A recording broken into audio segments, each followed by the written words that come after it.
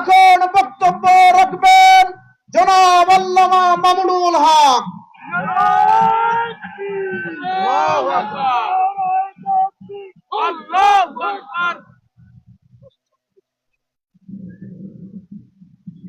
السلام عليكم ورحمة الله. الحمد لله رب العالمين والصلاة والسلام على سيد الأنبياء والمرسلين وعلى آله وأصحابه ومن تبعهم أجمعين وبعد. أعوذ بالله من الشيطان الرجيم. بسم الله الرحمن الرحيم. واعتصموا بحبل الله جميعا ولا تفرقوا. صدق الله العظيم. পিরোজপুর 2 সংসদীয় আসনের সম্মানিত প্রার্থী, বাংলাদেশের ইতিহাসের এক বাক বদলের মুহূর্তে গঠিত ঐতিহাসিক 10 দলীয় নির্বাচনী ঐক্য সমর্থিত বাংলাদেশ জামাতে ইসলামীর প্রার্থী, বিশ্ব বরেণ্য মুফাসসিরে কোরআন শহীদ আল্লামা দেলোয়ার হোসেন সাঈদী রহমতুল্লাহি আলাইহির সুযোগ্য সন্তান, নির্জন কারাগারের আমার সাথী মজলুম আলেমে দ্বীন মাওলানা শামীম সাঈদী হাফিজাহুল্লাহর নির্বাচনী জনসভায় উপস্থিত সম্মানিত সভাপতি, উপস্থিত অন্যান্য মুরব্বী সাহেবান, উলামায়ে কেরাম এবং সমবেত আমার পিরোজপুর 2 এলাকার সর্বস্তরের ভাই ও বন্ধুগণ, নেসারাবাদ এটা বাংলাদেশের একজন ঐক্যের প্রতীক। আল্লামা কায়েদ সাহেব হুজুর রহমতুল্লাহি আলাইহির স্মৃতিধন্য এলাকা।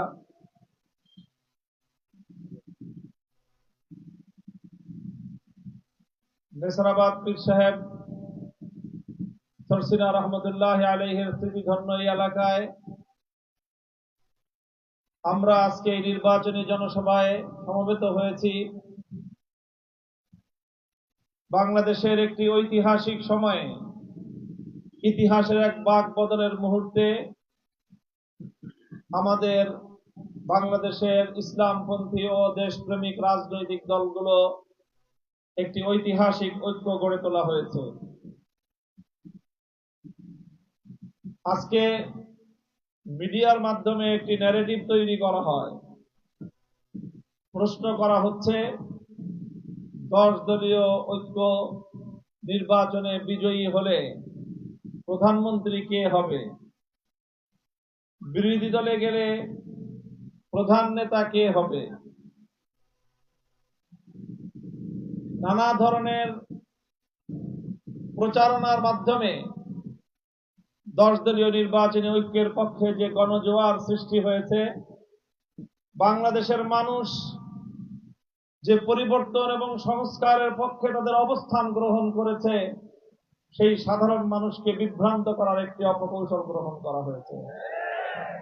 আমি জিজ্ঞাসা করতে চাই, দীর্ঘ 15 বছর নির্যাতন এবং জুলুম, বাংলাদেশে গুম খুন হত্যার স্বৈরতন্ত্র ফ্যাসিবাদের জাতাকল থেকে বাংলাদেশকে মুক্ত করার জন্য যে ঐতিহাসিক জুলাই গণবিপ্লব হলো, যে বিপ্লবের মধ্য দিয়ে বাংলাদেশ আবার তার স্বকীয় স্বাধীনতার ধারায় ফিরে আসতে সক্ষম হলো, সেই জুলাই বিপ্লবের প্রধান নেতা কে ছিল?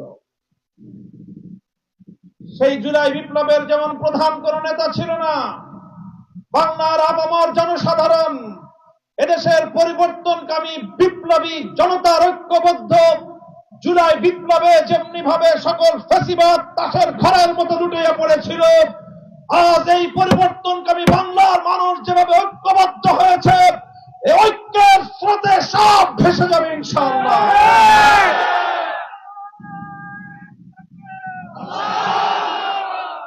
সংগ্রামী জনতা, বিশেষ করে আপনারা পিরোজপুর 2 আসনের মানুষ, শুধু বাংলাদেশ নয়, বিশ্ব দরবারে আপনারা এক অনন্য ইতিহাস সৃষ্টি করেছেন।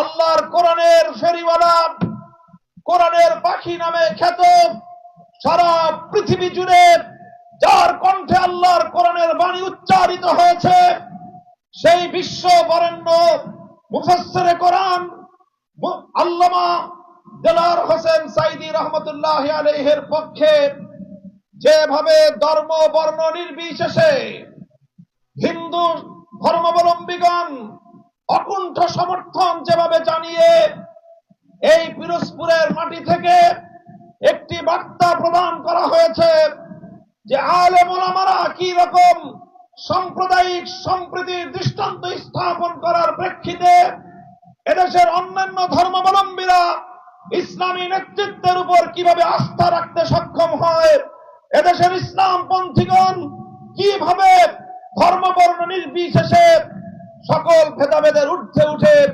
প্রতিটি মানুষকে মানুষ হিসেবে বুকে টেনে নিতে পারে, পিরোজপুর 2 এর মাটি বাংলাদেশের জন্য তার অনন্য দৃষ্টান্ত এবং একটি আইকন। সেই আল্লামা সাঈদী রহমতুল্লাহ আলাইহির দুজন সুযোগ্য পুত্র, আমার ভাই মাসুদ সাঈদী এবং আমার ভাই শামীম সাঈদী, আজ তারা আল্লামা সাঈদী রহমতুল্লাহ আলাইহির সেই ন্যায়, সেই ঐক্য, সেই সম্প্রীতির দৃষ্টান্ত স্থাপন করার জন্য আল্লামা সাঈদীর পতাকা হাতে তারা আজকে দুটি আসনে 10 দলীয় ঐক্যের পক্ষ থেকে বাংলাদেশ জামাতে ইসলামীর দাঁড়িপাল্লা প্রতীক নিয়ে নির্বাচনী যুদ্ধে অবতীর্ণ হয়েছে।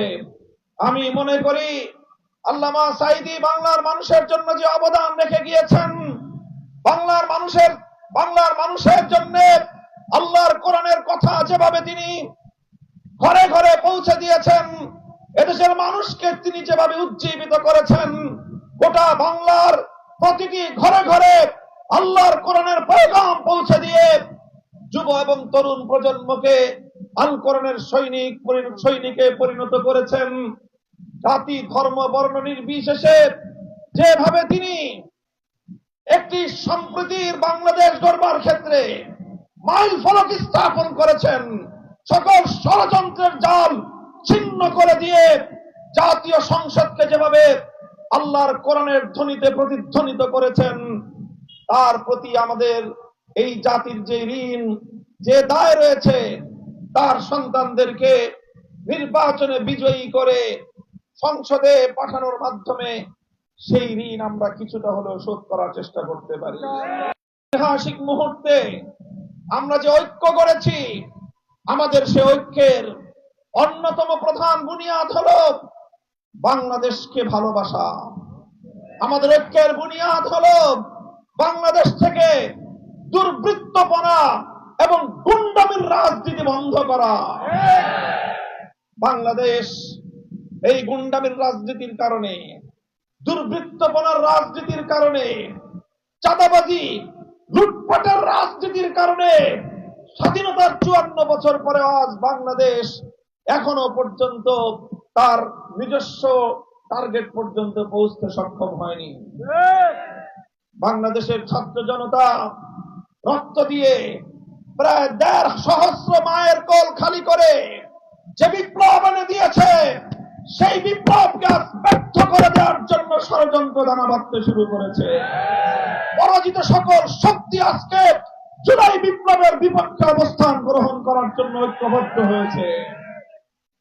আমি স্তম্ভিত হয়ে যাই এ কথা চিন্তা করে, যখন আমরা কিছু মানুষকে দেখি প্রকাশ্যে জুলাই বিপ্লবের বিপক্ষে অবস্থান গ্রহণ করার সৎসাহস নেই, প্রকাশ্যে গণভোটের পক্ষে, হায়ের পক্ষে ক্যাম্পেইন করে, অথচ আবার তলে তলে কানে কানে গণভোটে না ভোট দেওয়ার জন্য ক্যাম্পেইন তৈরি করা হয়। আমি আপনাদেরকে জিজ্ঞাসা করতে চাই, সরল মনে বলবেন, একজন লোক প্রকাশ্যে এক কথা বলে, কানে কানে তলে তলে আরেক কথা বলে, আপনাদের পিরোজপুরের আঞ্চলিক ভাষায় তারা কি বলে? তো আমরা অন্তত জাতীয় রাজনীতিতে এই মুনাফিকিটা দেখতে চাই না। যদি কেউ ন্যায়ের পক্ষে ক্যাম্পেইন করতেই চায়, অন্তত এতটুকু সৎ মুনাফিক হন যে প্রকাশ্যেই ন্যায়ের পক্ষে কথা বলেন। বাংলার মানুষ দেখতে চায় কারা জুলাইয়ের বিপ্লবের বিপক্ষে অবস্থান গ্রহণ করেছে, কারা ফ্যাসিবাদকে আবার বাংলার মাটিতে ফিরিয়ে আনতে চায়, কারা বাংলাদেশকে আবার আধিপত্যবাদী শক্তির কাছে বর্গা দিতে চায়। আমরা আবার দেখতে চাই প্রয়োজনে আবার জুলাই হবে, আবার বিপ্লব হবে, আবার আমরা রাজপথে স্লোগান তুলব, ইনকিলাব ইনকিলাব, দিল্লি না ঢাকা। ইনশাআল্লাহ যে আওয়াজ উঠেছে 24 জুলাইয়ে, সে আওয়াজ থেমে গেছে বলে যারা মনে করে তারা বোকার স্বর্গে বসবাস করছে। বাংলার মানুষ সচেতন হয়েছে, বাংলার মানুষ সজাগ হয়েছে। বাংলার মানুষের সবচেয়ে বড় কথা, তারা আত্মবিশ্বাসে বলীয়ান হয়েছে। জুলাই বিপ্লবের ঐতিহাসিক বিজয়ের মধ্য দিয়ে যে সকল অপশক্তি পরাস্ত হয়েছে, ফ্যাসিবাদ বিতাড়িত হয়েছে, এখন বাংলাদেশের মানুষ আত্মবিশ্বাসে বলীয়ান।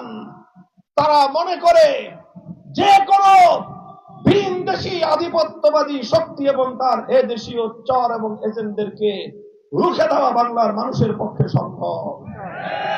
ইনশাআল্লাহ 10 দলীয় ঐক্যের পক্ষে আমরা যেভাবে গোটা বাংলাদেশের মানুষের মধ্যে তাদের সুপ্ত অভিপ্রায়, মনের যে ইচ্ছা আমরা দেখতে পাচ্ছি, বাংলাদেশ জামায়াতে ইসলামী, জাতীয় নাগরিক পার্টি এনসিপি, বাংলাদেশ খেলাফত মজলিস সহ আমরা সবগুলো দল ঐক্যবদ্ধ হয়ে বাংলাদেশ পন্থার রাজনীতিকে অগ্রসর করে নিয়ে যাচ্ছি। দেশপ্রেম এবং ইসলাম আজ এক মোহনায় এসে মিলিত হয়েছে। আমরা ইনসাফের বাংলাদেশ গড়বার জন্য সামনের দিকে অগ্রসর হচ্ছি। শহীদ শরীফ ওসমান হাদিরা যে ইনসাফের জন্য অকাতরে জীবন দিয়ে গেল, আগামী 12 ফেব্রুয়ারি ইনশাআল্লাহ ত্রয়োদশ জাতীয় সংসদ নির্বাচন এবং জুলাই সনদ বাস্তবায়নের লক্ষ্যে আয়োজিত এই গণভোটে, হ্যাঁ ব্যালটে এবং আপনাদের এই আসনে আপনারা দাঁড়িপাল্লা মার্কাকে বিজয়ী করে ইনসাফের বাংলাদেশ গড়বার জন্য আপনারা ঐক্যবদ্ধ থাকবেন তো ইনশাআল্লাহ? ইনশাআল্লাহ জনগণের যেই উচ্ছ্বাস শুরু হয়েছে, জনগণের মধ্যে যে জোয়ার সৃষ্টি হয়েছে, এই জোয়ারকে রুখে দেওয়ার জন্য আমি অনুরোধ করব, কোন ইঞ্জিনিয়ারিং এর চিন্তা কেউ করেন না। জনরায়কে যদি পরিবর্তন করার, সেটাকে যদি কুক্ষিগত করার, সেটাকে ছিনতাই করার যদি কোনো চেষ্টা করা হয়, প্রশাসনকে বলবো নিরপেক্ষতা বজায় রাখবেন। কোনোভাবেই কোনো কারণেই যেন নতুন কোন বাংলাদেশে কারচুপির নির্বাচনের কোন রেকর্ড এবং কোন আর নতুন করে কোন কলঙ্ক বাংলার মানুষ দেখতে চায় না। ইনশাআল্লাহ আগামী 12 ফেব্রুয়ারির ঐতিহাসিক ত্রয়োদশ জাতীয় নির্বাচন বাংলাদেশের ইনসাফ পন্থাকে, ইসলাম পন্থাকে বিজয়ী করবে। কাজে আমরা চাই ইনসাফের বাংলাদেশ, আমরা চাই ইসলামের বাংলাদেশ। হিন্দু সহ অন্যান্য ধর্মাবলম্বীরা, আমি আর পিরোজপুরের মাটিতে তাদের জন্য আল্লামা সাঈদী কি করেছেন এর সাক্ষ্য পিরোজপুরের হিন্দু ধর্মাবলম্বী ভাইয়েরা, সংখ্যালঘু ভাইয়েরা। যেভাবে সুখরঞ্জন বালী একজন হিন্দু ধর্মাবলম্বী হয়ে আল্লামা সাঈদী রহমতুল্লাহ আলাইহির পক্ষে কথা বলতে গিয়ে তাকে যেভাবে নিগৃহীত হতে হয়েছে, জুলুমের শিকার হতে হয়েছে, এর দ্বারাই প্রমাণ হয় হিন্দু ধর্মাবলম্বীরা আল্লামা সাঈদ এবং এদেশের আলেম সমাজকে কতটা ভালোবাসে। আগামী নির্বাচনে আবার তারা ব্যালটের মাধ্যমে তার নতুন করে প্রমাণ দেবে ইনশাআল্লাহ। ইনশাআল্লাহ 10 দলীয় ঐক্যের পক্ষ থেকে আলহামদুলিল্লাহ আমাদের হিন্দু ভাই বাদল সরকার ভাই এসেছেন।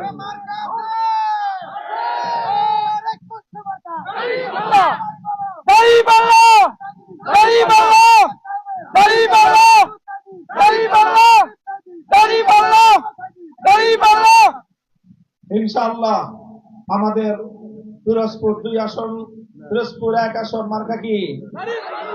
ইনশাআল্লাহ আমরা সকলে ঐক্যবদ্ধভাবে ব্যালট বিপ্লবের মাধ্যমে ইনকিলাবকে, জুলাই বিপ্লবকে, ফ্যাসিবাদ বিরোধী আন্দোলনকে, বাংলাদেশ পন্থার এই রাজনীতিকে সামনে অগ্রসর করার জন্য ঐক্যবদ্ধ থাকবো ইনশাআল্লাহ। নাসরুম মিনাল্লাহি ওয়া ফাতহুন করিম ওয়া আখিরু দাওয়ানা আলহামদুলিল্লাহি রাব্বিল আলামিন। আসসালামু আলাইকুম ওয়া রাহমাতুল্লাহ।